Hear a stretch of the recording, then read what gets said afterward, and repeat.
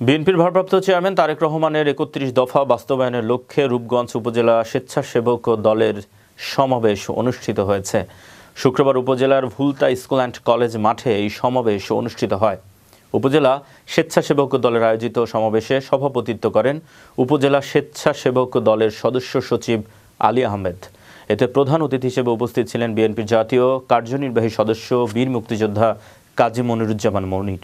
বিশেষ অতিথি হিসেবে উপস্থিত ছিলেন জেলা বিএনপির সাবেক ভারপ্রাপ্ত আহ্বায়ক নাসির উদ্দিন নাসির, জেলা স্বেচ্ছাসেবক দলের আহ্বায়ক মাহবুবুর রহমান মাহবুব, জেলা কৃষক দলের আহ্বায়ক ডক্টর শাহিন, কেন্দ্রীয় জিয়া মঞ্চের সহ সভাপতি আব্দুল হালিম সহ আরও অনেকে।